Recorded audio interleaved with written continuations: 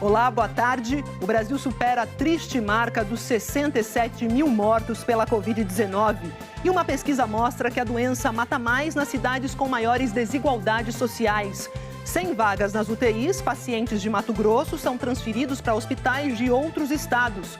Com a rede de saúde pressionada, a Justiça de Sergipe determina o fechamento de parte do comércio que tinha voltado a funcionar. Em São Paulo, 6 em cada 10 restaurantes decidiram manter as portas fechadas, mesmo com autorização para reabrir. E no Tocantins, a Justiça Federal dá um prazo de 5 dias para os governos federal e estadual resolverem o problema da falta de testes. E ainda, os vetos do presidente Bolsonaro às medidas para proteger indígenas e quilombolas durante a pandemia. Traficantes invadem uma área da milícia e apavoram moradores no Rio. O fundador da rede Ricardo Eletro e a filha Laura são presos numa investigação de lavagem de dinheiro e sonegação fiscal. O comércio reage em maio e tem crescimento recorde. E uma auditoria independente conclui que o Facebook falhou ao proteger direitos civis por permitir mensagens polêmicas do presidente Trump. O Jornal Hoje está começando.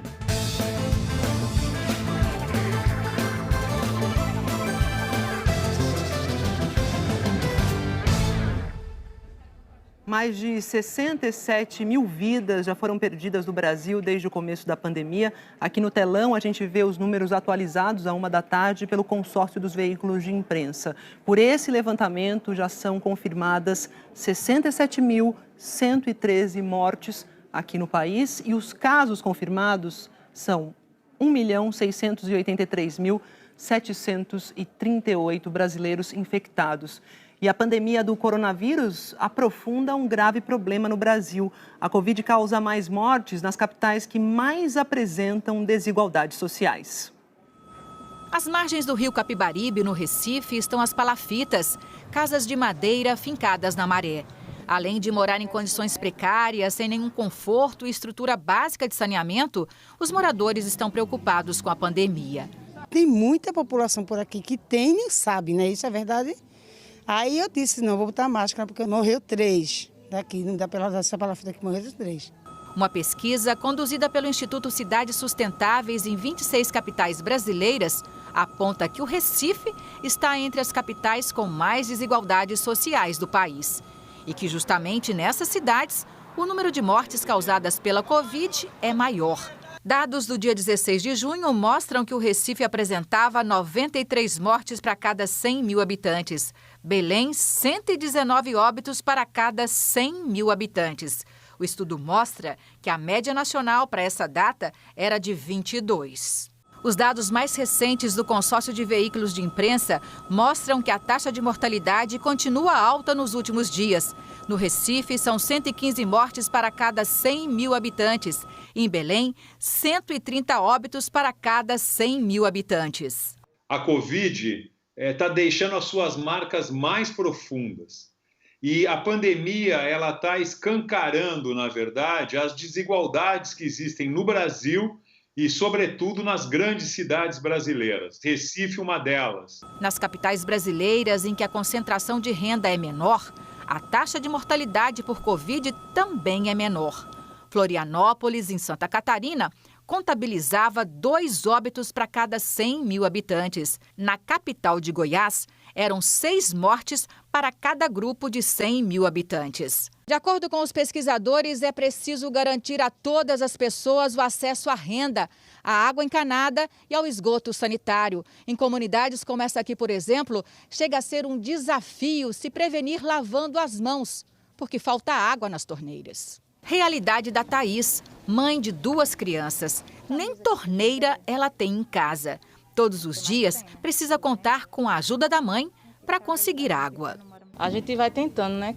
Quando a gente pode ter água, a gente lava bem as mãos, deixa a higiene da casa limpa. É o possível que a gente pode fazer. Pesquisa mostrando o óbvio, né? E sobre essa situação precária que a gente viu na periferia do Recife, a Prefeitura disse que durante a pandemia montou uma rede de apoio à população mais vulnerável, com distribuição de cestas básicas, de máscaras e também com a abertura de abrigos para os idosos. A Prefeitura disse também que tem investido na educação como ferramenta de combate à desigualdade. Vamos falar dos problemas, né? Outros problemas causados pela pandemia, que se espalha aí por todo o Brasil. Falta de medicamentos, medicamentos anestésicos que são usados principalmente para entubar os pacientes nas UTIs. O Jornal Hoje está acompanhando essa história e vem mostrando aqui que estados e municípios estão com dificuldade de tratar casos graves de Covid, já que muitos precisam ficar por dias e até semanas entubados. O reforço está vindo das clínicas veterinárias. A cidade de Canoas, no Rio Grande do Sul, já tinha cancelado as cirurgias eletivas nos hospitais e na semana passada anunciou que não poderia mais receber pacientes nas UTIs por causa da falta de medicamentos anestésicos. A saída encontrada pela prefeitura foi pedir ajuda para os veterinários. Passaram uma lista de medicações para nós. Daí nós prontamente já deixamos disponível parte deste estoque, né, que nós temos já para fazer essa doação dessas medicações. O Conselho Regional de Medicina Veterinária está ajudando a organizar essa demanda para que não faltem anestésicos também para os animais. As clínicas que estiverem dispostas a ajudar voluntariamente, seja por doação ou por concessão dos medicamentos mediante a reposição, liberem o que elas têm disponível, né, no estoque. Claro que sempre deixando um estoque mínimo para não prejudicar os procedimentos da clínica. As medicações são exatamente as mesmas que os hospitais estão com dificuldade de comprar. As medicações que estão sendo doadas são medicações humanas que são utilizadas na medicina veterinária no tratamento dos animais. A falta de anestésicos se repete em vários estados. No Paraná, as cirurgias eletivas estão canceladas desde o começo de julho por causa dos baixos estoques. No Rio Grande do Norte, o estoque na unidade central de agentes terapêuticos só dá para, no máximo, 20 dias. Somente no mês de junho foi consumido durante um mês aquilo que foi consumido durante o ano de 2019 inteiro. Então, a produção nacional não consegue dar conta de toda essa demanda que acontece ao mesmo tempo. Então, realmente hoje o grande desafio é conseguir encontrar empresas que estejam com o medicamento para pronta entrega, considerando que o paciente precisa agora. O Ministério da Saúde já havia anunciado ações para tentar comprar anestésicos. Uma requisição administrativa implantada em situações emergenciais já possibilitou a chegada de quase 335 mil unidades de medicamentos para intubação dos pacientes aos estados. Mas, por enquanto, não há uma previsão para que o problema seja totalmente resolvido. O CONAS, Conselho Nacional dos Secretários de Saúde, disse que o governo federal se comprometeu a fazer uma outra compra emergencial na semana que vem. A gente procurou o Ministério da Saúde para nos ajudar, ele já se comprometeu a fazer a compra desses medicamentos num pregão na semana que vem e abastecer, fazendo a aquisição de metade do volume dessa compra para abastecer os estados. Juntamente com a Organização Pan-Americana de Saúde, que vai fazer a aquisição desses medicamentos no mercado exterior, a gente acredita que nas próximas semanas a gente tenha uma diminuição dessa crise. Da falta de medicamentos, a gente passa a falar agora sobre um assunto que é diariamente abordado aqui no JH, que é a falta de leitos. Goiás é mais um estado em que a situação é crítica. A ocupação dos leitos de UTI nos hospitais públicos está em torno de 90%. Itumbiara, a maior cidade do sul de Goiás, 104 mil habitantes. Os 10 leitos de UTI para Covid, inaugurados semana passada, estão todos ocupados.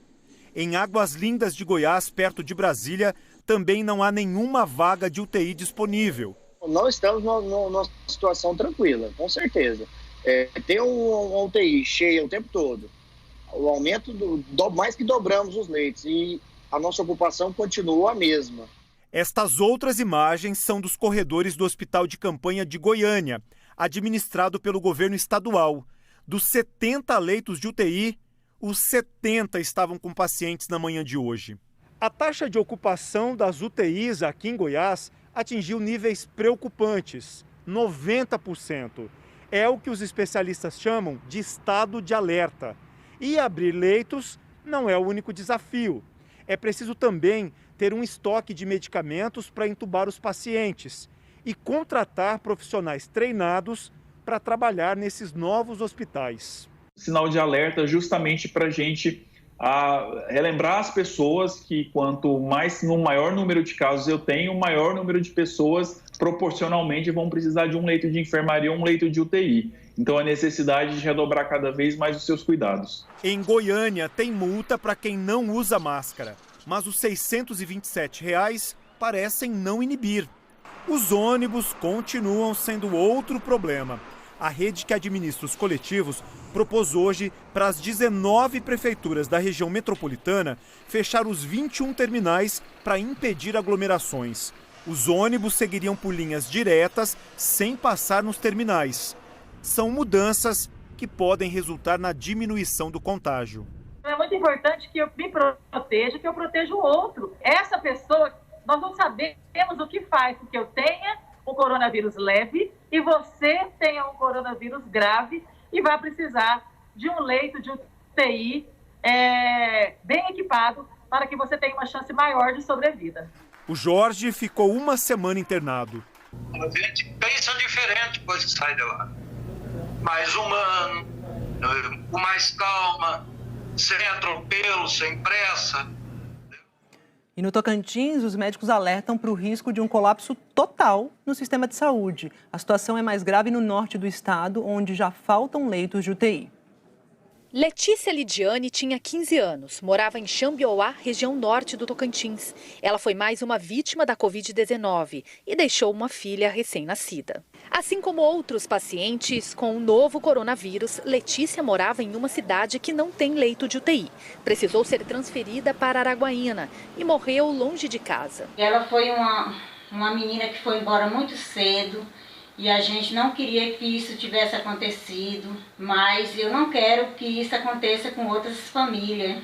No norte do Tocantins estão a maioria das mortes e casos do novo coronavírus no estado. Araguaína é o epicentro da doença e já registrou o dobro de casos da capital, Palmas. Essa semana, a taxa de ocupação dos leitos de UTI da cidade chegou em 100%. Quando isso acontece, pacientes da região norte que precisam de uma vaga de UTI são obrigados a enfrentar uma viagem de centenas de quilômetros até Palmas ou Gurupi. Agora, o governo do estado abriu mais 7 leitos no hospital regional, mas ainda tem muita coisa em falta. Devido ao foco da pandemia ser na região macro-norte, nós da direção e da secretaria estamos lutando há muito tempo para ampliar esses leitos. Foi conseguido os insumos e os equipamentos, porém a gente estava com muita dificuldade na questão da mão de obra dos médicos. Em um mês, o Tocantins mais que dobrou o número de mortes e de casos confirmados pela Covid-19. As internações em UTI se concentram nas 3 principais cidades. Para tentar reverter a taxa de ocupação, o governo do estado assinou contrato com hospitais da rede particular, que devem oferecer mais 30 leitos. Mesmo assim, especialistas alertam para os riscos de colapso na saúde. Nós temos um número absurdo de casos por dia, casos novos, muito poucos testes, uma política de rastreamento de contatos, que é uma política inadequada, insuficiente, uma reabertura precoce, um isolamento social que foi muito precário. E nós estamos, especificamente em Araguaína, com uma crise clara no sistema hospitalar. Temos aqui apenas quase 15 minutos de JH e já falamos de várias faltas, né? Falta de anestésico, falta de leitos. Agora a gente fala de falta de testes. A gente fala sobre isso com a repórter Ana Paula Reiben, porque a Justiça Federal determinou que o Ministério da Saúde e o governo lá do Tocantins regularizem o estoque de kits de testes para detectar o novo coronavírus. E tem um prazo para isso, né, Ana Paula? Boa tarde para você. Oi, Maju, boa tarde para você, boa tarde a todos. O prazo que a Justiça Federal deu para que o estoque de insumos e de kits seja regularizado é de 5 dias e foi fixada uma multa diária no valor de R$50 mil em caso de descumprimento. O que está em falta por aqui são os reagentes para a realização de exames do tipo RT-PCR. Esse tipo de exame é importante porque ele permite identificar a Covid-19 logo no início dos sintomas. Essas análises são feitas pelo Laboratório Central, que desde o início de junho vem tendo dificuldades para atender a demanda. O governo do Tocantins chegou a informar que só faria testes em pacientes já internados ou que morreram com a suspeita da doença. Agora, o governo do estado também tem que apresentar um plano de aquisição de insumos para atender todos os pacientes do estado. Maju? Obrigada pelas informações, Ana Paula. Olha, em Campo Grande também faltam testes de Covid-19 e os resultados estão demorando para sair. Resultado da explosão do número de casos em Mato Grosso do Sul. Esta jovem, que prefere não mostrar o rosto, teve contato com um amigo que testou positivo para a Covid-19. Logo depois, ela também apresentou os sintomas e procurou o Serviço de Saúde de Campo Grande para fazer o teste, mas só conseguiu marcar para 15 dias depois. O teste ainda não foi feito. É muito ruim, é angustiante. Eu posso ter passado tanto para várias pessoas antes dos sintomas, como eu posso ter passado para os meus pais. A testagem no último mês aumentou mais de 300% na capital de Mato Grosso do Sul. No drive-thru, montado no Corpo de Bombeiros, não há mais vagas para este mês. O teste rápido, feito com uma amostra de sangue retirada do dedo, é indicado em duas situações. Uma são aquelas pessoas que tiveram sintomas, então a partir do 8º dia em diante é considerado elegível para ser submetido ao teste rápido. Bem como aquelas pessoas que tiveram contato com casos confirmados. O governo do estado anunciou que vai ampliar a testagem. A partir de sexta-feira, começam a funcionar novos pontos de coleta, com capacidade para realizar 400 testes rápidos por dia. Hoje são feitos 140.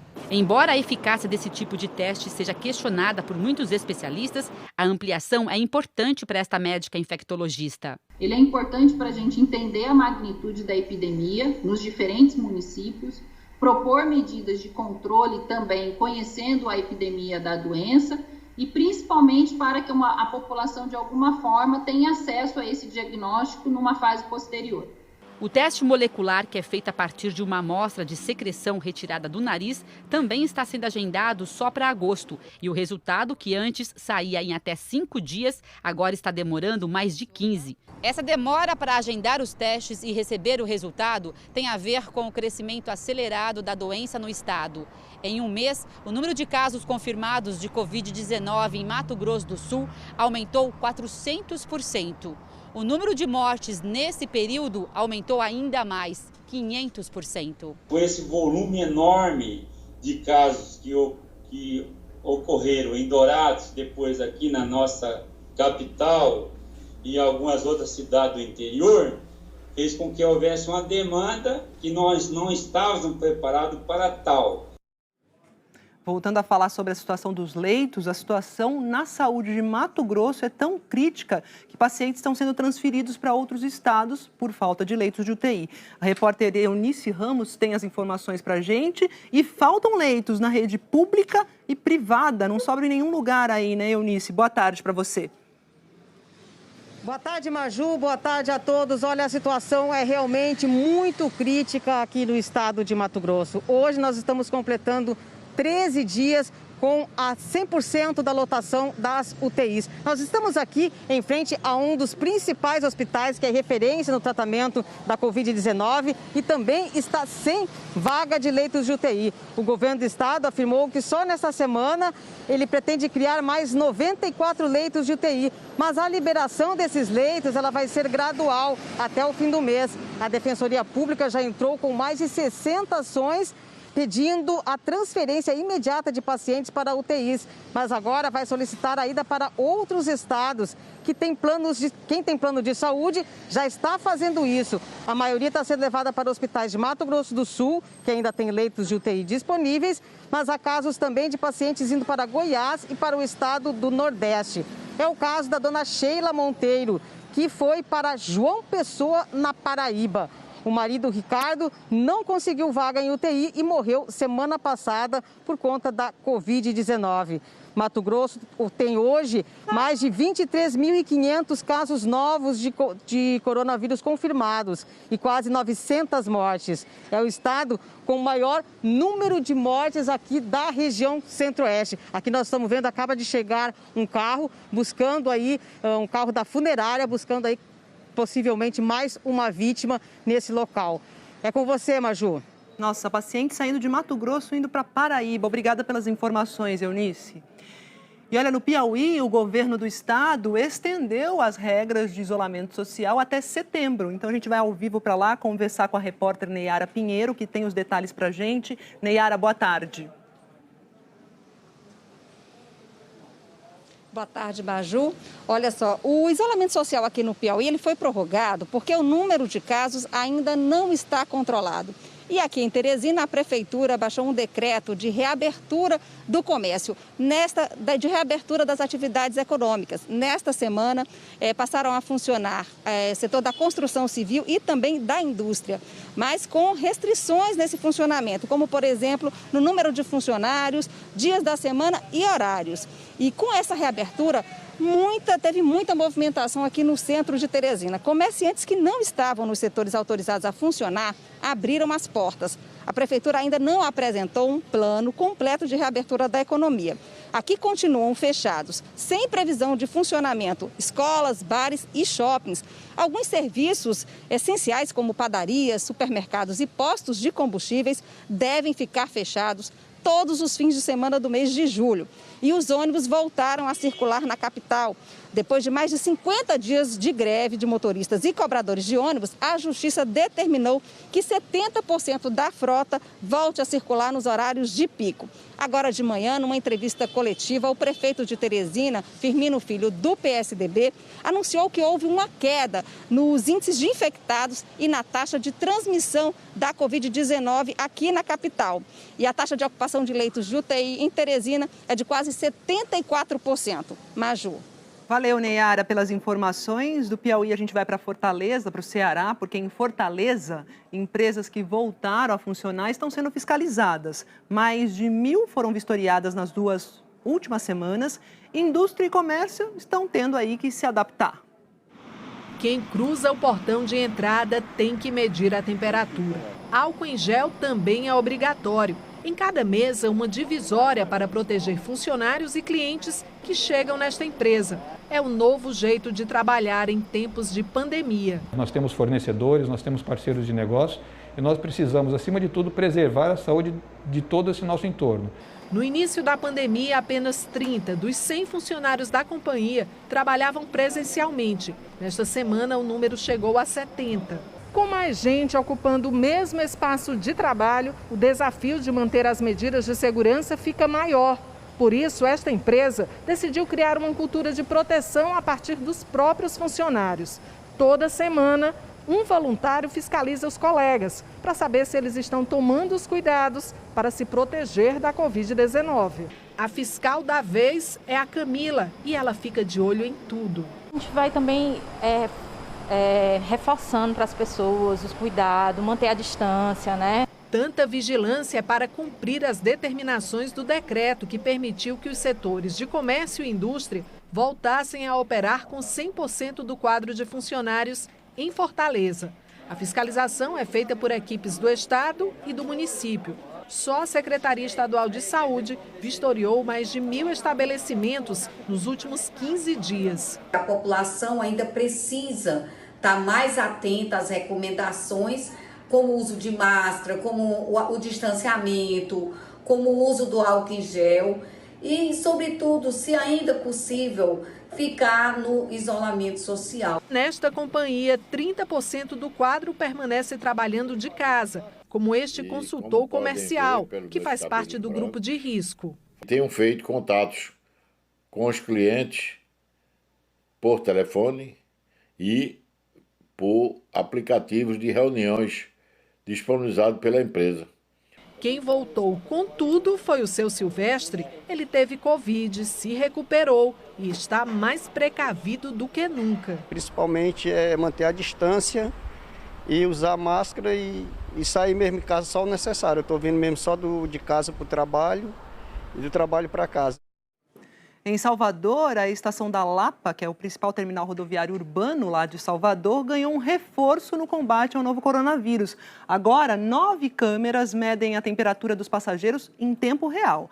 Quem for detectado com temperatura acima de 37,8 graus é encaminhado a um posto de testagem para a Covid-19. Também estão sendo distribuídas máscaras e quem estiver usando a máscara de forma errada, tipo no pescoço, recebe orientações na hora. Cerca de 200 mil pessoas passam por esta estação aí todos os dias. E a Justiça Federal mandou fechar parte do comércio lá em Sergipe por entender que não há leitos de UTI suficientes para atender as pessoas com a Covid-19. Então a gente vai para lá, para Aracaju, conversar com o Rafael Carvalho, que tem as informações para a gente. Rafael, decisão já está valendo? Como é que é? Boa tarde. Boa tarde, Maju, e a todos. A decisão já está valendo. O governo do estado foi notificado esta manhã. Com essa decisão da Justiça Federal, ficam proibidos de funcionar alguns setores que estavam abertos há 10 dias. Lojas de cosméticos, salões de beleza, clínicas, além de templos religiosos e igrejas que tinham autorização aí para funcionar, agora perderam essa autorização. Para a Justiça, pesou o fato de não haver vagas de enfermarias ou UTIs sobrando para o atendimento às pessoas com a Covid-19. Pelo contrário, a ação dos Ministérios Públicos Federal, Estadual e do Trabalho mostrou que pessoas estão morrendo à espera de uma vaga de UTI. Para que o comércio esteja funcionando no entendimento da Justiça, é preciso haver uma margem de segurança para esses atendimentos. E o que a gente tem observado aí é que o leito, segundo a Secretaria, a ocupação dos leitos está em 82,3%, segundo a Secretaria Estadual da Saúde. E até o momento aqui no estado, 31.640 pessoas foram infectadas e foram registradas 851 mortes por causa da Covid. O governo do estado, por meio de nota, informou que vai recorrer ainda hoje da decisão. Maju? Obrigada, Rafael, pelas informações. E tem justiça entrando em cena em outros assuntos. A Justiça do Rio suspendeu o decreto da Prefeitura lá de Duque de Caxias, que liberava a reabertura das escolas particulares de ensino infantil. Essa decisão saiu no mesmo dia em que o governo do estado publicou um novo decreto determinando que, pelo menos até o dia 21 de julho, as aulas presenciais nas redes estadual, municipal e particular devem continuar suspensas. A Prefeitura de Caxias disse que vai seguir a recomendação estadual. E no Paraná, as medidas mais restritivas para conter o avanço da Covid completam uma semana hoje. Mas um impasse entre o governo estadual e algumas prefeituras está fazendo com que o isolamento não seja cumprido em várias cidades. Lojas abertas e clientes confusos. Confunde, né? Porque a gente não sabe o que está certo e o que está errado. O movimento alto nas ruas em nada lembra a quarentena mais rigorosa determinada pelo governo do estado. Durante 14 dias, podem funcionar apenas serviços essenciais em 141 municípios do Paraná. Shoppings, academias e o comércio de rua, por exemplo, devem ficar fechados. A decisão de seguir ou não o isolamento mais rígido ficou a cargo dos prefeitos. O Supremo Tribunal Federal decidiu que os decretos municipais se sobrepõem aos decretos estaduais, o que criou uma queda de braço entre as prefeituras e o governo do Paraná. Na região oeste do estado, por exemplo, 31 prefeitos já manifestaram que são contrários às medidas. E o índice de isolamento social em todo o Paraná praticamente não mudou desde a publicação das novas regras estaduais. O decreto determina que a fiscalização das regras seja feita pela Secretaria de Estado de Segurança Pública, por meio da Polícia Militar, em cooperação com as guardas municipais. Em Cascavel, uma das cidades mais castigadas pela pandemia no Paraná, com mais de 3.700 casos e 64 mortes, o prefeito disse que ia seguir o decreto, mas não faria a fiscalização. O procurador jurídico do município defendeu que não cabe à prefeitura fiscalizar. Em relação aos estabelecimentos que estão respeitando ou não o decreto, Compete também ao Estado do Paraná, através da Polícia Militar, do Corpo de Bombeiros. Não compete mais a Guarda Municipal e nem o município de Cascavel. Diante do impasse, o Ministério Público recomendou que Cascavel e outras 24 cidades vizinhas se entendam com o governo do estado sobre as fiscalizações. No Paraná, já são mais de 800 mortes provocadas pela Covid-19. Cada um fazendo a sua parte, nós já tínhamos sarado isso. A Secretaria de Saúde de Cascavel disse que nunca deixou de cumprir a fiscalização e que hoje se reuniu com a Polícia Militar e outros órgãos para fortalecer essa fiscalização. O governo do estado disse que o objetivo não é penalizar nenhum município, mas que as medidas foram adotadas para preservar vidas e assegurar o funcionamento do sistema de saúde. Em São Paulo, o hospital de campanha do Ibirapuera, na capital, vai passar a atender pacientes das cidades do interior do estado, principalmente quem vier de Campinas e região. O repórter Tiago Scheuer tem os detalhes para a gente. Oi, Tiago, boa tarde. Oi, Maju, boa tarde para você e para quem nos acompanha aqui no JH. Isso foi anunciado agora há pouco pelo governador João Dória aqui numa coletiva no Palácio dos Bandeirantes. Lembrando que a região de Campinas está na fase vermelha aqui do Plano São Paulo, que é a fase de alerta máximo para disseminação aí da Covid-19. A ocupação dos leitos ali na região de Campinas está em 81%. Por isso, então, a partir de amanhã, pacientes mais graves dessa região e também até de outras regiões do estado, isso foi pontuado pelo governador, vão ser atendidos, então, aqui na capital paulista, no Hospital de Campanha do Ibirapuera. O sistema CROSS, que é a Central de Regulação de Oferta de Serviços da Saúde, que vai gerenciar então a transferência desses pacientes, mas são as prefeituras que vão ficar responsáveis por isso. Lembrando que o Hospital de Campanha do Ibirapuera começou a atender pacientes aqui na capital paulista no dia 1º de maio, uma obra que custou 12 milhões de reais, e aí tem 28 leitos de UTI nesse hospital e só 4 estão sendo usados nesse momento, por isso então vai ser dado esse apoio a pacientes do interior do estado. Falando agora sobre o controle da doença aqui na cidade de São Paulo, o secretário municipal de saúde, Edson Aparecido, numa apresentação hoje cedo lá em Brasília, na comissão da Câmara sobre inquéritos sorológicos, ele contou que a capital paulista vai fazer uma nova ação para controlar a disseminação da Covid-19 por aqui. Quando uma pessoa testar positivo numa unidade de saúde do município, outras 5 pessoas da família desta que está com Covid comprovada também vão ser testadas. Uma forma, então, de controlar a disseminação da doença na cidade de São Paulo. E agora falando sobre o Campeonato Paulista, que está paralisado, desde o começo da quarentena, da pandemia, desde março, então ele deve voltar no dia 22 de julho. A primeira rodada vai ser realizada então nesse dia. Faltam 6 rodadas para o Campeonato Paulista acabar. A final está prevista para o dia 8 de agosto. Lembrando, os jogos, Maju, só nas cidades que estejam na fase amarela do Plano São Paulo e sem a presença de torcida também. É contigo. Ok, dia 22, então, volta do Campeonato Paulista. Obrigada, viu, Tiago, pelas informações. São Paulo, a capital que está na fase amarela, quase 60% dos bares e restaurantes decidiram não reabrir, apesar da permissão que é dada pela Prefeitura, que foi dada pela Prefeitura essa semana. Os donos estão preferindo esperar um pouco mais.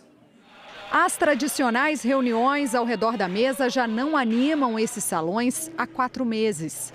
Prestes a completar 80 anos, o restaurante tem sobrevivido à base de delivery, só com 20% dos funcionários. E assim deve permanecer por temer que retomar as atividades signifique um prejuízo ainda maior. A gente tem acompanhado aí o que está acontecendo no setor e a gente sabe que é um movimento de 5% a 10% que está retornando quando retorna, e isso realmente não é sustentável sob o ponto de vista financeiro.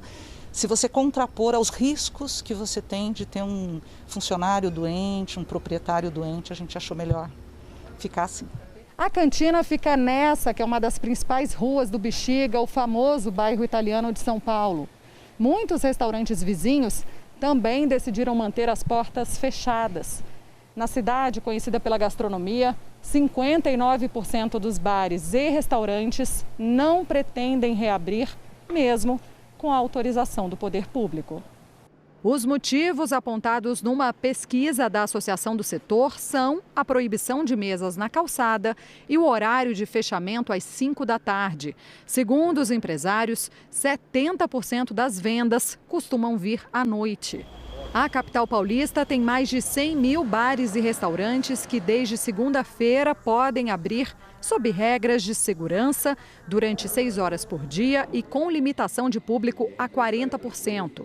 Tem medo, tem receio do que pode acontecer, vão voltar tudo para trás, o governo proibir de novo, tem receio que o cliente não apareça, o cliente também está fragilizado, temeroso, enfim, muitos resolveram esperar um pouco mais. No caso dos bares, 8 em cada 10 decidiram não receber clientes. O bar do Ismael funcionava a partir das 4 da tarde. É um bar é mais happy hour aqui, é mais bar de porção, não de bar de arroz e feijão para viagem, refeição. Sem o bar e seus 30 anos de história, mais gente fica sem emprego. Não desejo isso para ninguém. Quem está passando por isso, que nem eu e muitos colegas meus que estão aí desempregados, sem saber mais onde bater na porta. É desesperador. Pois é, a Bruna citou aí mais gente sem emprego. A pesquisa mostrou ainda que só 16% dos bares e restaurantes devem voltar a ter o mesmo quadro de funcionários de antes da pandemia. 84% vão fechar postos de trabalho na cidade de São Paulo. Vamos aos números agora do boletim do Ministério da Saúde. Esse boletim, que foi divulgado ontem, registrou mais 1.254 mortes por causa da Covid. Com isso, o total de vítimas no país subiu para 66.741 pessoas. Em 24 horas, foram confirmados 45.305 novos casos, aumentando para 1.668.589 o número de brasileiros infectados. E uma operação da polícia na Praça Seca, que fica lá na zona oeste do Rio de Janeiro, terminou com 3 mortos. Ontem à noite, um tiroteio aterrorizou os moradores. Foi uma madrugada de pânico para os moradores da Praça Seca, zona oeste do Rio de Janeiro. Escutaram? Ponto 50, ponto 30, fuzil 762, o negócio tá doido, hein? No alto, vários tiros com balas traçantes. De um lado, bandidos. Do outro lado, também. É da mata. A polícia diz que a região dominada pela milícia está sendo atacada por traficantes que querem retomar o controle da área. Durante a manhã, o Globocop flagrou dezenas de homens fortemente armados. Neste ponto, um grupo caminhava na parte alta da comunidade. Aqui, as imagens mostram que eles usaram um ponto de encontro antes de se dividir. Os outros foram para a mata, ao redor do morro. Em vários pontos diferentes, como nesta escadaria, homens de preto subiram as vielas. Todos estavam com fuzis. As ruas ficaram vazias. Policiais militares do batalhão de Jacarepaguá foram acionados ontem à noite e usaram blindados para percorrer a região. Os PMs também foram atacados. Os caras dão um tiro no caveirão. No início de junho, o Supremo Tribunal Federal restringiu as ações da polícia em comunidades aqui no Rio de Janeiro. De acordo com a decisão do ministro Edson Fachin, as ações são permitidas em casos excepcionais e cuidados devem ser tomados para evitar que a população seja atingida. A polícia diz que esse é um caso em que esses critérios foram seguidos e uma operação foi montada.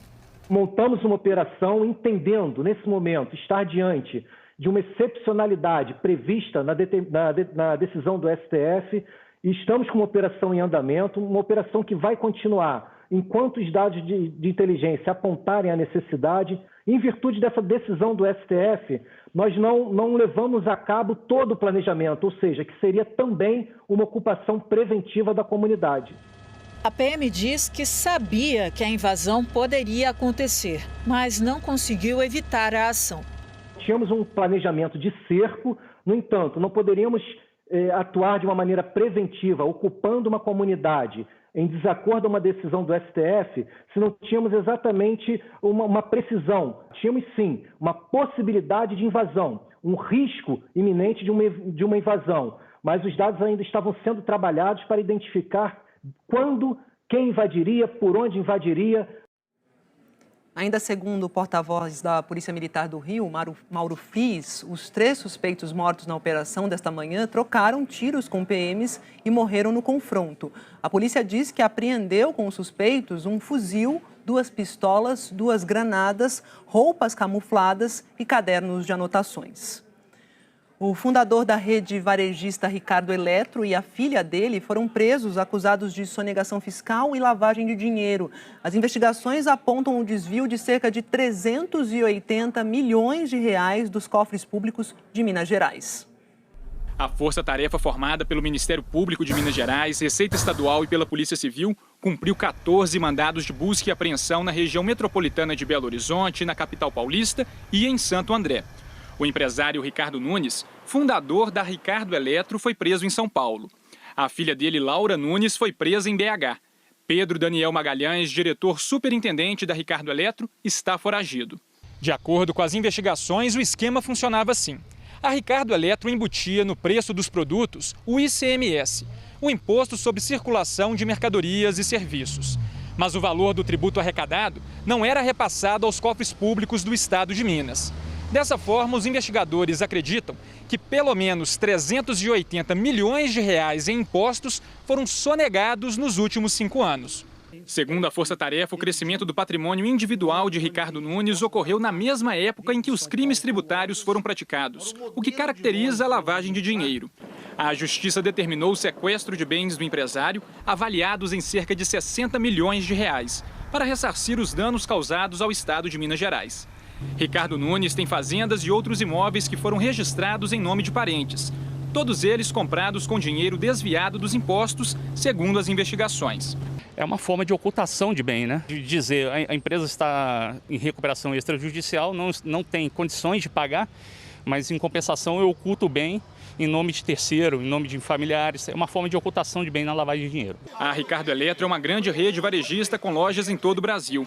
Em 2018, começou a enfrentar uma crise financeira e entrou com pedido de recuperação extrajudicial. No ano passado, Ricardo Nunes deixou de fazer parte do quadro de acionistas da empresa. Hoje, a companhia pertence a um fundo de investimento em participações. Em São Paulo, Ricardo Nunes foi levado para a primeira delegacia de crimes fazendários. De lá, seguiu para exames no Instituto Médico Legal e partiu para Belo Horizonte.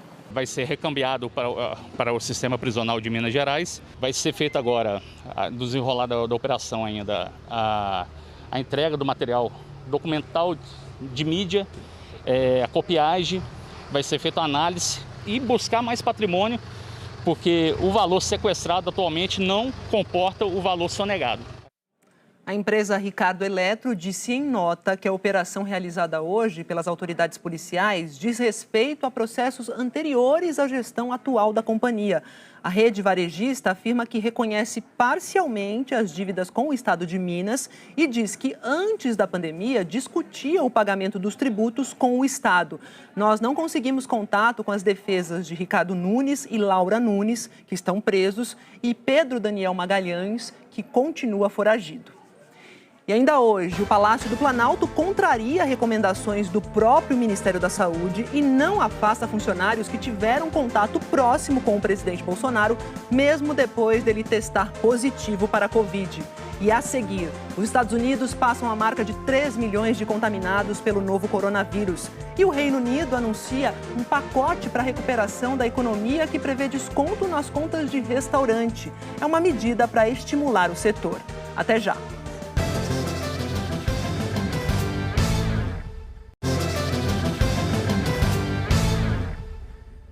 Os Estados Unidos chegaram à marca de 3 milhões de casos do novo coronavírus. Isso representa 25% de todos os infectados pelo mundo. A gente vai para Nova York falar sobre isso com o correspondente Ismar Madeira, que tem as informações. Que triste marca, né, Ismar? Boa tarde para você.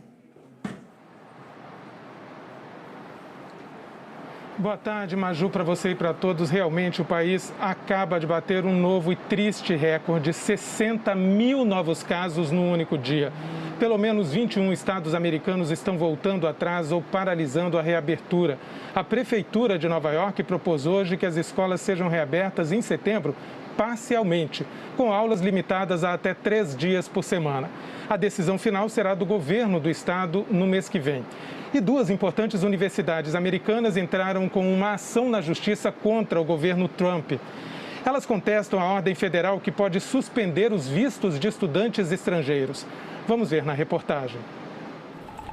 As universidades de Harvard e MIT querem a suspensão da ordem federal que ameaça mandar de volta para os países de origem os estudantes estrangeiros cujos cursos continuarem sendo oferecidos exclusivamente pela internet. A medida é vista pelas universidades como uma forma de pressão do governo para que elas retomem aulas presenciais, mesmo com o aumento do número de casos de Covid-19 no país. O presidente de Harvard, Lawrence Buckel, afirmou que a determinação foi anunciada sem aviso prévio e que, abre aspas, sua crueldade é superada apenas por sua imprudência, fecha aspas. Este estudante de engenharia biológica no MIT também vê a medida como uma pressão do governo para abrir as escolas sem apresentar um plano que seja bom para a saúde pública em geral. A medida vale para quem tem 2 tipos de visto, para cursos acadêmicos e de formação profissional. No ano passado, mais de 16 mil brasileiros tiraram esses vistos. Beatriz faz mestrado em administração pública em Harvard. Há 2 anos, nos Estados Unidos, ela vive agora um momento de incerteza. É um curso muito caro. O meu curso, por exemplo, a estimativa é que a gente gasta $87 mil por ano. Então, imagina fazer esse curso online ou então continuar, ter que fazer esse curso daqui a 2 anos. Então, os riscos são inúmeros, é uma sensação de muita frustração e de muita incerteza, porque mesmo que a gente tome uma nova decisão, quem sabe o que vai acontecer daqui a 1 ou 2 semanas. O sentimento dela é o mesmo do de Gabriel. Ele estuda na Universidade Columbia, mas foi passar um período no Brasil e não consegue voltar para os Estados Unidos. Não tenho como planejar a compra de passagens, até lá pode ser que fique muito caro. O dólar está muito alto também, então a gente acaba passando por um pouco de estresse, né, com essa questão do custo de toda essa crise. Manifestantes invadiram o parlamento da Sérvia depois que o presidente anunciou que haveria um novo lockdown, um bloqueio total, para controlar o avanço da Covid no país. O centro da capital, Belgrado, amanheceu com carros queimados e sinais de vandalismo. O protesto começou ontem à noite, logo depois do anúncio do novo confinamento, e seguiu madrugada adentro. Milhares de pessoas se reuniram em frente ao parlamento. Um grupo furou o bloqueio e invadiu o prédio. A polícia usou bombas de gás lacrimogênio para dispersar a multidão. Pelo menos 60 pessoas ficaram feridas e 23 foram presas. O governo adotou um bloqueio para tentar conter o coronavírus em março e foi um dos primeiros países da Europa a suspender a medida. A Sérvia registrou mais de 16.700 casos e 330 mortes. 13 só ontem.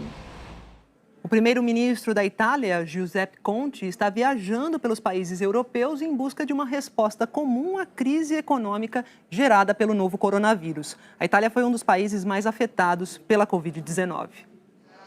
Unir os países mediterrâneos para conseguir dinheiro do Fundo de Recuperação da União Europeia e aliviar a recessão que deve chegar ao continente ainda este ano. Mas alguns países do norte não estão de acordo. Para isso, o primeiro-ministro da Itália saiu em peregrinação para reforçar a aliança da Europa do Sul. Hoje, Giuseppe Conte está em Madrid para o encontro com o primeiro-ministro espanhol Pedro Sánchez. Os dois querem um fundo de recuperação para o fim do mês. Numa entrevista ao jornal italiano Corriere della Sera, Sánchez falou do pacto entre Itália e Espanha e disse que os dois países estão dando uma resposta forte à crise, ao mesmo tempo responsável e solidária. Ontem, em Portugal, ao lado do primeiro-ministro António Costa, Conte disse: não temos que convencer alguém que Portugal, Espanha ou Itália devem ser ajudados. Devemos convencer alguém que precisamos reagir, porque essa crise epocal vai destruir o mercado único. Questa è una crisi senza precedenti Nesse sistema econômico integrado, se alguns países tiverem mais dificuldades, todos os outros vão sentir. Os países do sul da Europa estão se preparando para enfrentar os países do norte da Europa na reunião do Conselho Europeu ainda em julho. Conte quer fechar o acordo o mais rápido possível. Portugal também está tentando convencer a Grã-Bretanha a abrir a fronteira para os seus cidadãos. Portugal precisa dos turistas ingleses que lotam o Algarve todos os anos. A primeira-ministra da Alemanha, Angela Merkel, que há poucos dias assumiu a presidência semestral do Conselho Europeu, no rodízio previsto entre os países do bloco, pode ser uma presença favorável ao acordo. Merkel disse que é do interesse de todos ajudar os países que tiveram a sua economia muito atingida pelo novo coronavírus. E líderes de várias partes do mundo participaram de uma conferência para falar do impacto da pandemia nos empregos. O chefe da Organização Internacional do Trabalho já alertou que a gente mergulhou numa crise sem precedentes. Então a gente vai para Zurique, lá na Suíça, conversar com a Bianca Rotier, que tem os detalhes, para falar para a gente, né, qual a expectativa dos principais líderes para o mundo do trabalho nos próximos meses, né, Bianca? Boa tarde. Boa tarde para você, Maju. Boa tarde a todos. O clima não é dos mais otimistas, não, viu? A maioria concorda em 2 pontos. A crise é séria e, para sair dela, é preciso união.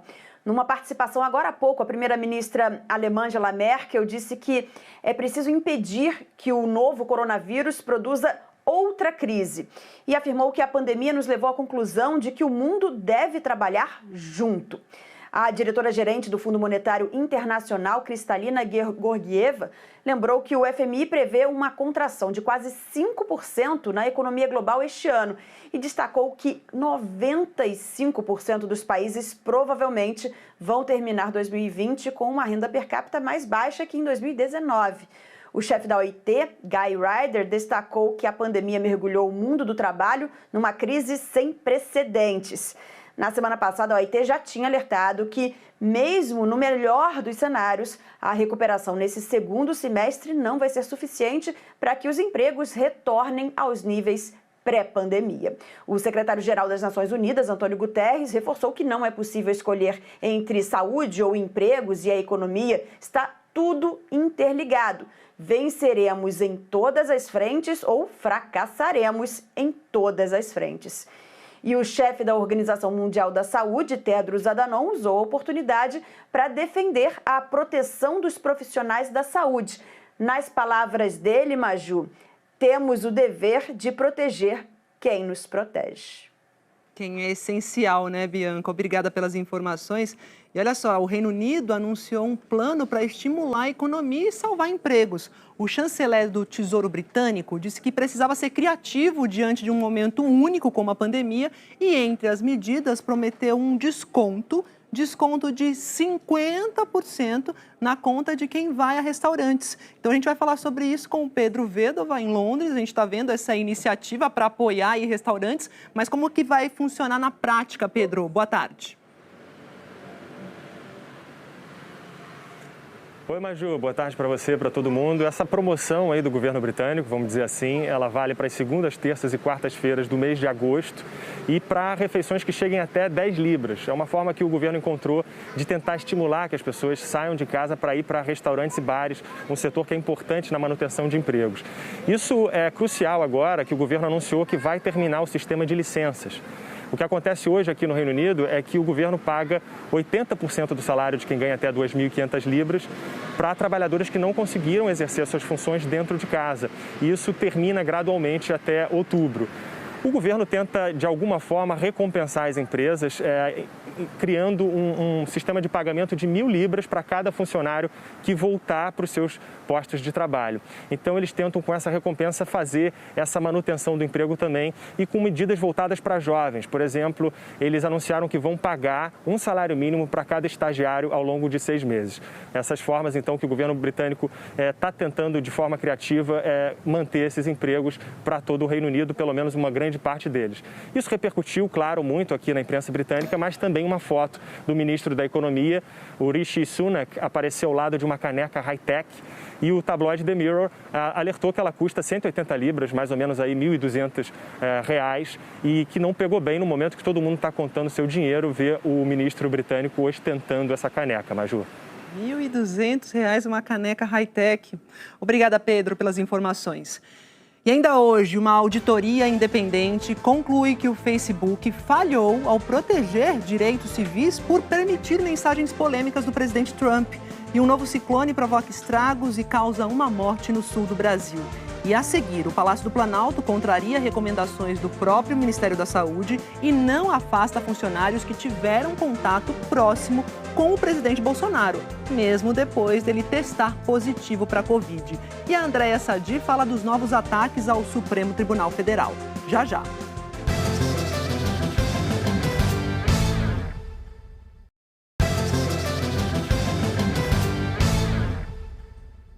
Depois do presidente Jair Bolsonaro confirmar que contraiu o novo coronavírus, o Planalto não afastou os funcionários que tiveram contato próximo com o presidente. Mas só lembrando aqui que tanto a Organização Mundial da Saúde quanto o Ministério da Saúde recomendam um afastamento nesses casos. Não teve boletim médico sobre o estado de saúde do presidente Jair Bolsonaro, mas em rede social ele disse que está bem. No Palácio do Planalto, ontem à noite, foi feita uma desinfecção no gabinete dele. As fotos são da presidência. O presidente está em casa despachando do Palácio da Alvorada e todas as reuniões serão por meio de videoconferência. Pela manhã, a agenda foi com o ministro da Defesa, Fernando Azevedo, e com ministros palacianos. À tarde, mais 3 reuniões com ministros. O Planalto não afastou os funcionários que tiveram contato próximo com o presidente, como recomendado. Ontem, em nota, a Secretaria-Geral da Presidência da República informou que até o dia 3 de julho, dos 3.400 servidores do Planalto, 108 tiveram a Covid-19.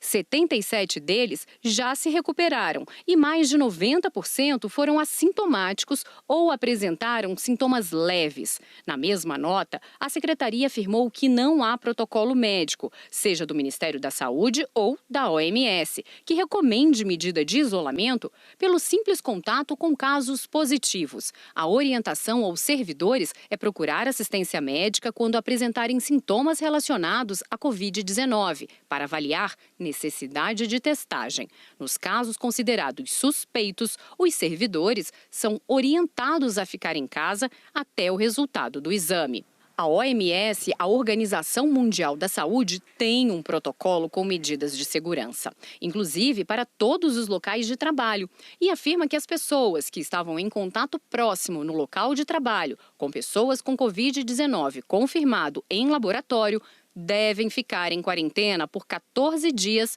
a partir da última vez que o contato foi realizado. Este infectologista reforça que também existem regras do Ministério da Saúde para o afastamento. Uma portaria publicada em 18 de junho, a portaria conjunta do Ministério da Saúde com o trabalho, né, mostrando que, recomendando que todas as pessoas que tiveram contato próximo com um caso confirmado devem se afastar das atividades, devem ficar em isolamento e essas pessoas só podem retornar depois de um resultado de PCR negativo ou, no mínimo, 72 horas se estiverem assintomáticos. A portaria é assinada pelo ministro interino da Saúde, Eduardo Pazuello, e pelo secretário especial de Previdência e Trabalho, Bruno Bianco.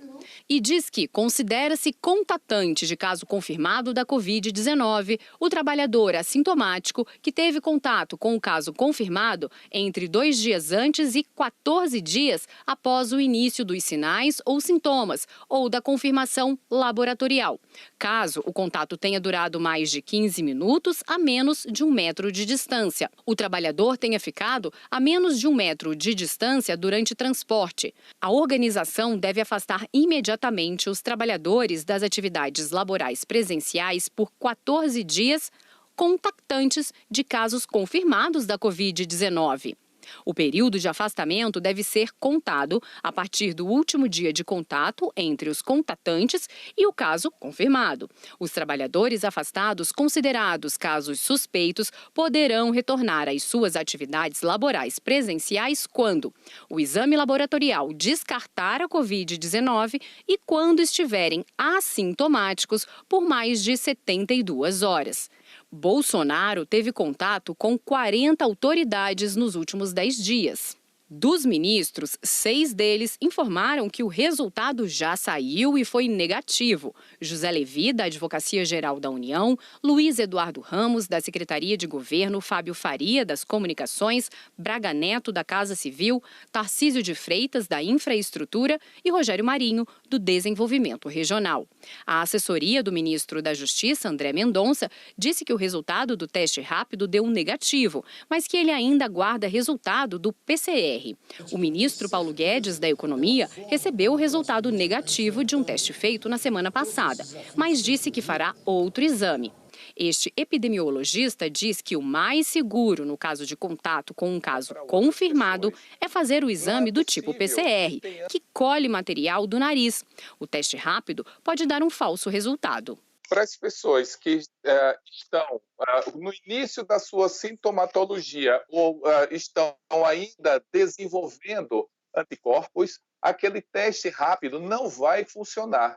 Eu preciso dar tempo ao tempo ao nosso organismo para que a gente crie imunidades. E para o início dos sintomas, nós precisamos fazer aquele examezinho, que é o nasofaríngeo, de um suave nasal. Ali a gente vai fazer um PCR, eu vou procurar partículas virais. Neste é o exame adequado para as pessoas que tiveram contato com pessoas doentes. O ministro do Turismo, Marcelo Álvaro Antônio, o ministro interino da Educação, que é o Antônio Paulo Vogel, e o secretário especial de Cultura, Mário Frias, fizeram o exame e os resultados deram negativo. O Sindicato dos Servidores Públicos Federais no Distrito Federal declarou que a posição da Presidência da República de não recomendar isolamento para quem teve contato com casos positivos de Covid é mais uma irresponsabilidade do atual governo. Vamos falar agora do inquérito que apura o suposto esquema de rachadinhas lá na Assembleia do Rio de Janeiro.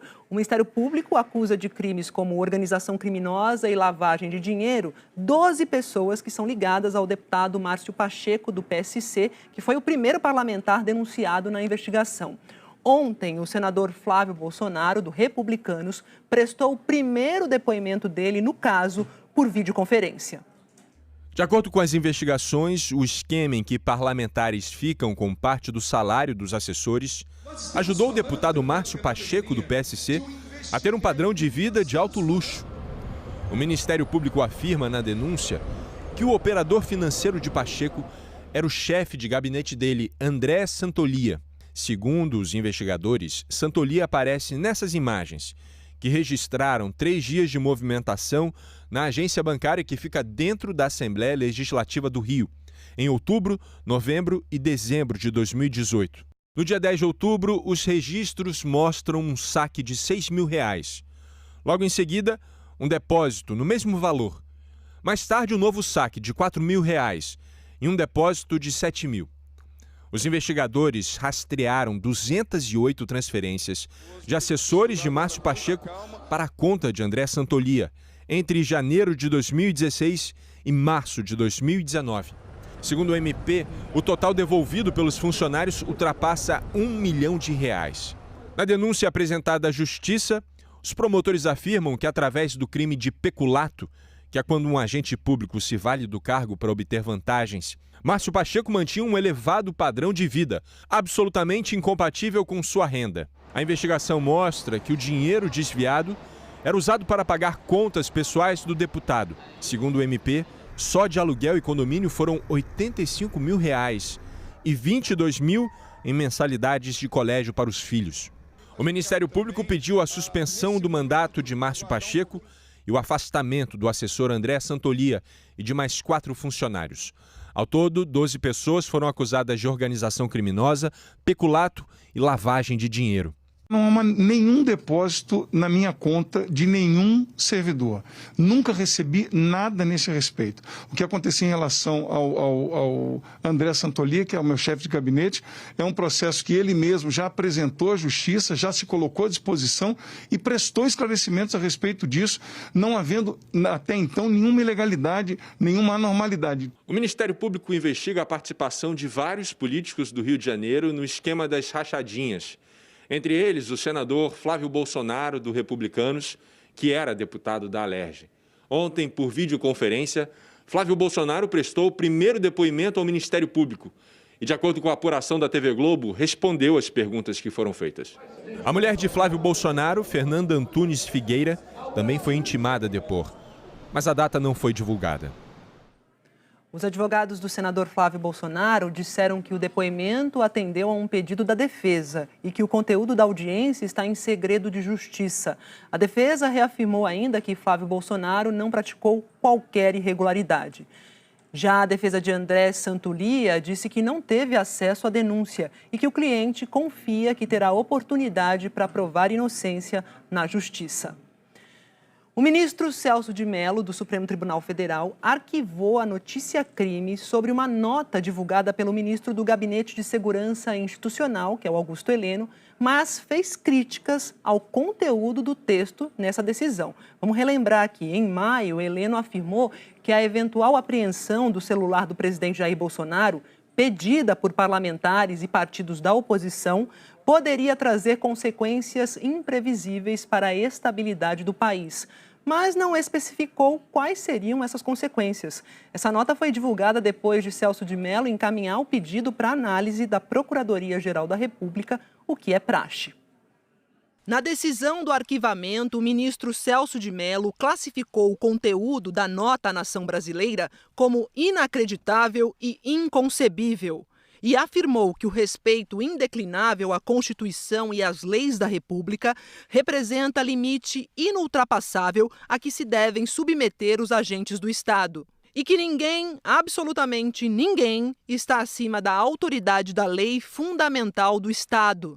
Celso de Mello explicou que arquivou a notícia-crime porque a Procuradoria-Geral da República já tomou providência sobre o caso. No dia 25 de junho, a PGR abriu uma investigação preliminar sobre a conduta do ministro Augusto Heleno. A Procuradoria-Geral da República também determinou uma apuração preliminar sobre declarações do deputado Eduardo Bolsonaro, do PSL de São Paulo. Em maio, o deputado defendeu uma medida enérgica e falou em ruptura em uma transmissão ao vivo na internet. E que a questão não é de se, mas sim de quando isso vai ocorrer. O deputado bolsonarista Daniel Silveira, do PSL, investigado no inquérito que apura a organização e o financiamento de atos antidemocráticos, disse hoje em uma rede social que foi informado que não será mais um dos vice-líderes do governo e que a medida foi um pedido do ministro Luiz Eduardo Ramos, da Secretaria de Governo, para, abre aspas, alocar deputados do Centrão. Fecha aspas. No mês passado, Daniel Silveira teve o sigilo bancário quebrado e foi alvo de busca e apreensão da Polícia Federal. Nós procuramos o ministro para comentar a declaração, mas não tivemos resposta.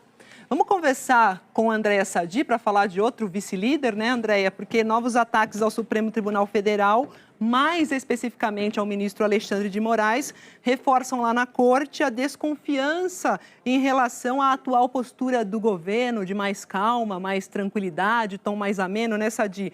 Isso porque essas ofensas vieram agora de um dos vice-líderes do governo na Câmara. Conta pra gente essa história. Boa tarde.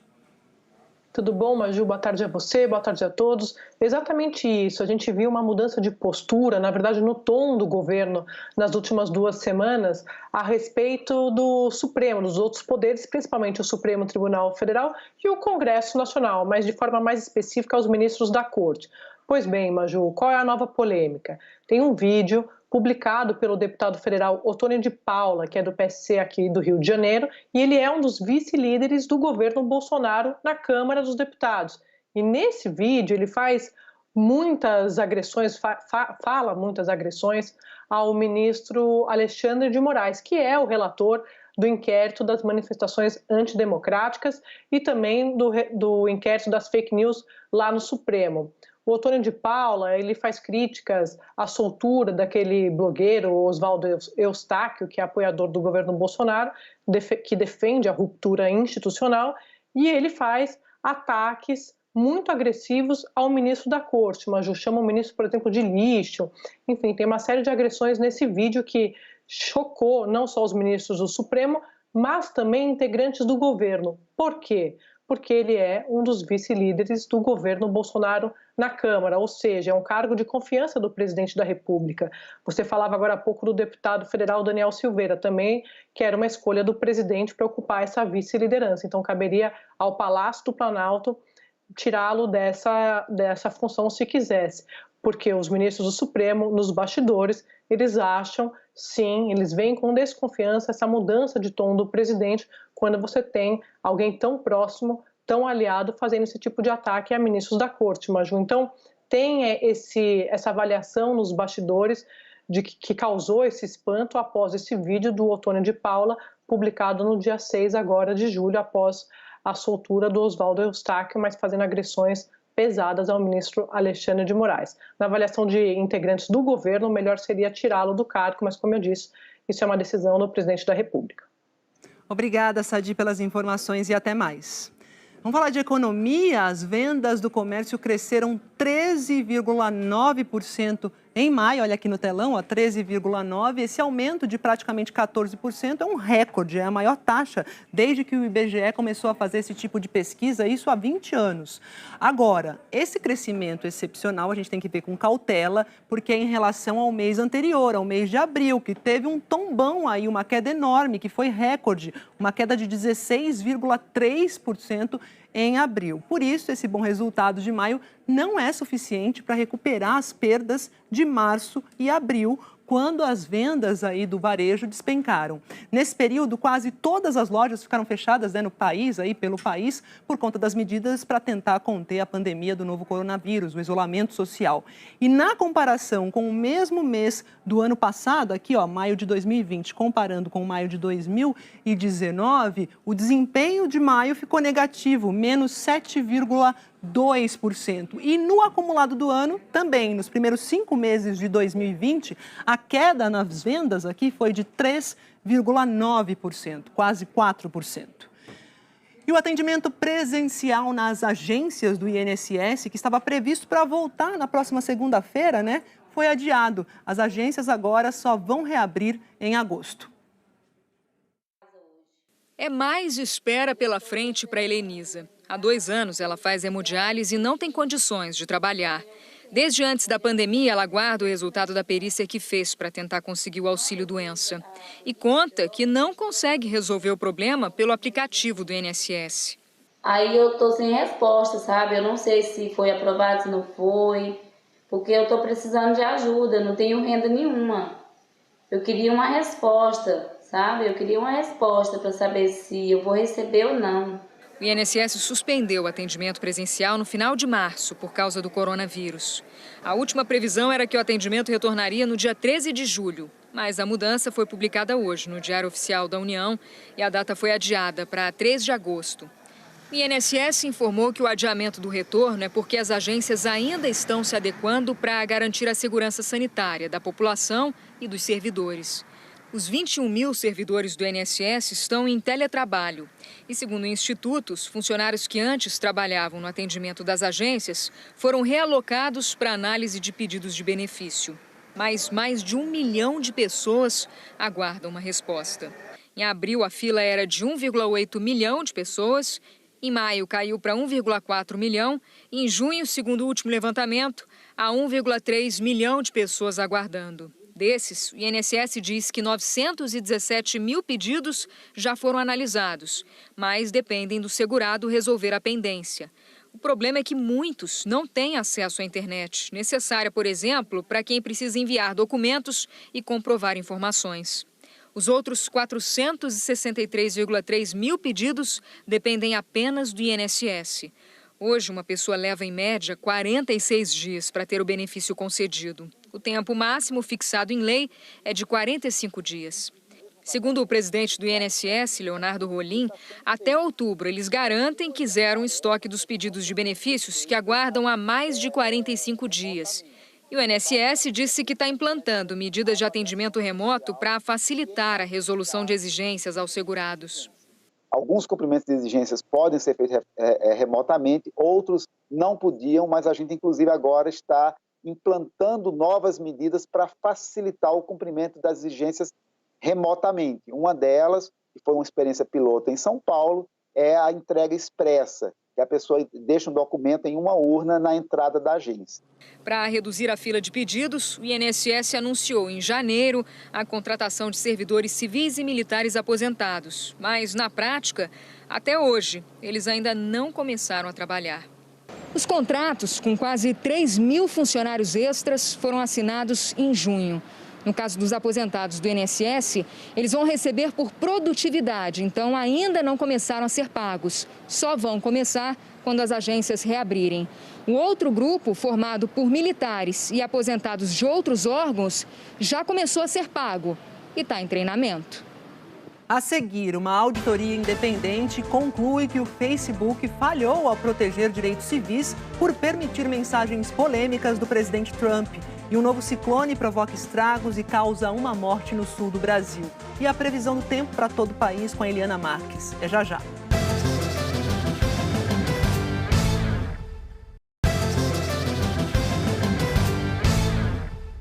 Uma auditoria independente contratada pelo Facebook concluiu que a rede social não usou todas as ferramentas que poderia para proteger os direitos civis.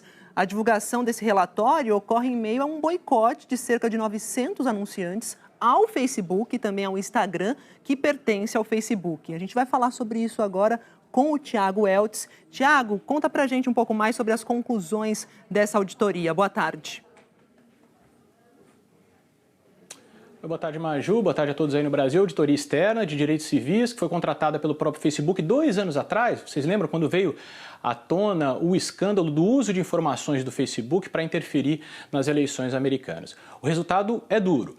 Diz que a empresa, desde então, falhou porque não conseguiu proteger os seus usuários de informações falsas, de discriminação e de incitação à violência. Diz também, por exemplo, que a decisão recente do Facebook de não intervir em publicações polêmicas do presidente Donald Trump abriu um precedente terrível que pode permitir que a plataforma seja usada como arma eleitoral. O Twitter, por exemplo, assinalou essas publicações de Trump, alertando os usuários que elas podiam conter informações falsas ou incitação à violência. Twitter, Facebook e Instagram também já removeram vídeos e mensagens do presidente Jair Bolsonaro e dos filhos dele, alegando que as mensagens violavam as políticas das redes contra a disseminação de informações danosas à saúde pública e também de discurso de ódio. O relatório divulgado agora vem num momento de muita pressão contra o Facebook. Vamos relembrar aqui, depois que começaram os protestos contra o racismo, começou um movimento também pedindo que empresas parem de anunciar em plataformas que permitem o discurso de ódio. E aí, mais de 900 empresas já anunciaram que pararam temporariamente de anunciar no Facebook e no Instagram, e algumas dessas empresas são gigantes e estão entre as maiores anunciantes dessas redes. Maju. Obrigada pelas informações, Tiago. E vamos ver o que o Facebook disse, Em nota, o Facebook fala que a auditoria foi uma análise profunda de como a rede social pode se fortalecer e promover os direitos civis em todos os níveis da empresa. A rede social também afirmou que tem um longo caminho pela frente e que a auditoria foi um processo importante para a empresa. O presidente Jair Bolsonaro sancionou com alguns vetos uma lei que prevê ajuda para os povos indígenas e quilombolas durante a pandemia do coronavírus. Também hoje, no Supremo Tribunal Federal, o ministro Luiz Roberto Barroso determinou que o governo tome 5 medidas para evitar a morte de índios por Covid. A lei com medidas de proteção social para povos indígenas, quilombolas e comunidades tradicionais foi publicada hoje no Diário Oficial da União. O texto considera que esses grupos estão em situação de extrema vulnerabilidade e determina ações do governo federal para minimizar os impactos da pandemia. O Palácio do Planalto vetou 16 trechos da proposta original. Entre eles, o que previa que a União, estados e municípios devem garantir o acesso universal à água potável, oferta emergencial de leitos de UTI, compra ou disponibilização de ventiladores e máquinas de oxigenação do sangue, fabricação e distribuição de materiais informativos sobre a Covid-19, a elaboração de um plano de contingência em 10 dias e a facilitação do pagamento do auxílio emergencial e benefícios previdenciários para essas comunidades. O governo alegou que os trechos vetados criariam despesas sem uma previsão orçamentária. E sobre a determinação de que o Poder Executivo fizesse um plano de contingência em 10 dias, o Planalto justificou que a lei aprovada pelos deputados e senadores interfere nas atribuições dos diferentes poderes. A lei, como ficou, determina que o governo garanta o acesso a testes rápidos e do tipo RT-PCR, além de remédios e equipamentos usados, na identificação e combate à Covid-19 em comunidades indígenas. Organize o atendimento em centros urbanos e acompanhe de forma diferenciada os casos que envolvem indígenas. Contrate profissionais de saúde para reforçar o apoio à saúde indígena e construa hospitais de campanha nos municípios próximos às aldeias. Para esta advogada da ONG Conectas, com os vetos, a lei não é capaz de garantir pleno atendimento aos povos indígenas durante a pandemia. Elas não conseguiram, por parte do governo, com os vetos à legislação, não conseguiram acesso a direitos básicos como o direito à água potável. Então, esse projeto desidratado, na verdade, não representa o acesso pleno aos direitos que podem combater a disseminação do coronavírus dentro da comunidade. Segundo o Ministério da Saúde, são 8.098 casos de Covid-19 nas comunidades indígenas, com 184 mortes. Este médico infectologista atua na rede de saúde pública do Acre e critica a atenção dada hoje à população indígena. Eu diria que essa população é uma das mais vulneráveis que tem, né? A população indígena, ela, por suas próprias características, já sofreu, inclusive, historicamente muito com epidemias. Então, com Covid é a mesma coisa, eles estão extremamente suscetíveis e o atendimento a essa população, a gente nota no Brasil inteiro que tem carecido de uma qualidade do cuidado maior.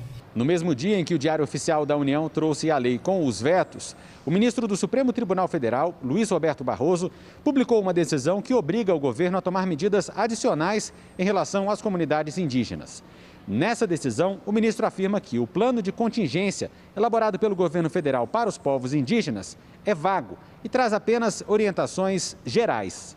Na decisão, Barroso determinou a criação de uma sala de situação para gerenciar o combate à pandemia quanto aos povos indígenas ou em isolamento. Assim que for oficialmente citado, o governo vai ter 72 horas para tomar providências, como a composição dos membros e mais 72 horas até a primeira reunião. Essa sala de situação deverá sugerir um plano com barreiras sanitárias nas áreas ocupadas, num prazo de 10 dias depois da notificação. E em 30 dias, o governo deve montar um plano de enfrentamento com a participação dos povos indígenas. Segundo Barroso, o Poder Executivo deverá ainda garantir o acesso ao sistema de saúde para indígenas que vivem em áreas não homologadas. A decisão é cautelar. Ainda cabe recurso do governo. O processo vai ser levado ao plenário. E nós pedimos ao Palácio do Planalto uma posição sobre a decisão do ministro Barroso, mas até o momento não tivemos resposta. E vamos falar do ciclone, né? Do novo ciclone que voltou a atormentar os moradores do sul do Brasil, principalmente lá no Rio Grande do Sul. A cheia do rio em São Sebastião do Caí, na região metropolitana de Porto Alegre, tirou de casa mais de 60 famílias, que agora estão abrigadas em um ginásio municipal. Por lá, em 3 dias, choveu quase a média do mês todo, segundo o Instituto Nacional de Meteorologia. O repórter Josmar Leite acompanhou o trabalho da Defesa Civil na região. Esse aqui é um trabalho que está sendo feito durante todo o dia para antecipar os efeitos da chuva, né? Alguns moradores estão saindo de casa já retirando os móveis. A alta no nível dos rios provocada pelas fortes chuvas também trouxe prejuízo aos moradores do norte e noroeste gaúchos. Móveis, forro de cama, tudo que tinha dentro de casa molhou tudo. A situação se repetiu na Serra Gaúcha. Um homem morreu soterrado ontem à noite em um deslizamento de terra em Caxias do Sul. Outras 2 pessoas que estavam na casa conseguiram escapar. A chuva foi tão forte na serra que danificou a estrutura da ponte sobre o Rio das Antas, na BR-470. Olha o buraco que abriu aqui, ó. Olha o tamanho do buraco que abriu aqui na lateral da ponte. Durante a madrugada, a chuva causou transtornos também em diversos pontos de Porto Alegre. A água acabou invadindo as casas em muitos bairros. Aqui na zona norte da capital, hoje pela manhã, os moradores estavam nessa situação, sem poder sair de casa, ilhados. Aquele carro estacionado ficou quase completamente embaixo d'água. Em Santa Catarina, o ciclone também trouxe muita chuva, principalmente para a região sul do estado. No município de Praia Grande, o principal rio que corta a cidade subiu 5 metros durante a madrugada e alagou ruas e casas. A Fernanda Carvalho mostrou para a gente os estragos, né, Eli? Eu queria saber se ainda pode causar problema hoje esse ciclone. Boa tarde. Boa tarde para você, Maju. Boa tarde a todos. Olha, o pior da chuva, esse já passou, mas os ventos ainda podem causar problemas sim, Maju. O ciclone, ele começa a se afastar em direção ao alto mar, mas já tem uma frente fria que se formou associada a ele e atrás dela, olha, chegando o ar polar. A borda do ciclone é que ainda provoca ventos que podem chegar aos 100 km por hora no leste do Rio Grande do Sul e também no sul de Santa Catarina. E até 80 km por hora nas outras áreas aqui, que incluem Mato Grosso do Sul, São Paulo, que tem ventos fortes já, sul de Minas e também Rio de Janeiro. No Rio Grande do Sul, além do Rio Caí, que a gente viu na reportagem, o Rio Taquari também transbordou nas cidades de Encantado, Mussum, Estrela e Lajeado. O Rio Caí deve transbordar nas próximas horas na cidade de Montenegro e em São Sebastião do Caí atingir mais famílias ainda. Só nessa cidade, o Serviço Geológico do Brasil estima que 2.000 pessoas sejam afetadas pela cheia. Daqui até a noite só vai esfriar no sul, temos mínima de 12 graus em Porto Alegre, Florianópolis e Curitiba com 15, tudo à noite, e ainda tem mar agitado na região, pode agitar também aqui no litoral do Sudeste por causa desse ciclone que está se afastando, Maju. Ciclone danado, Eli, e as outras regiões? Olha, previsão de pancadas de chuva nessa área aqui que pega o oeste de Rondônia, vai até o litoral do Maranhão e chuva também aqui no litoral leste nordestino. Entre Aracaju e Salvador é que pode chover um pouco mais. A gente tem imagens de Salvador, olha só, chuva, névoa, tempo bem fechado, temperatura agora de 24 graus em Salvador.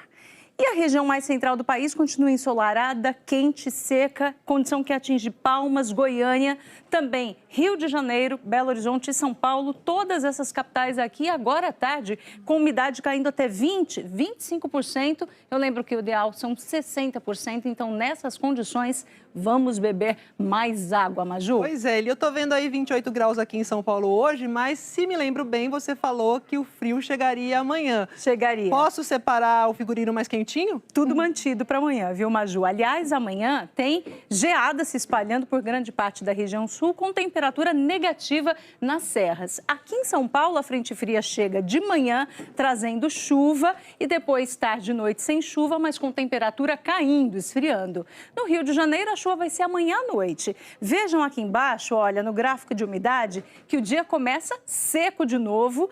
À tarde faz calor de 29 graus, depois a temperatura cai junto com a chuva à noite, Maju. Aguardemos o frio no Rio e aqui amanhã. Obrigada, viu, Eli? Até amanhã. Até amanhã, Maju. E obrigada a você também pela audiência. O Jornal Hoje termina por aqui. Você acompanha outras notícias no Jornal Nacional. Para rever as reportagens, vai lá no Globoplay. Boa tarde, até amanhã.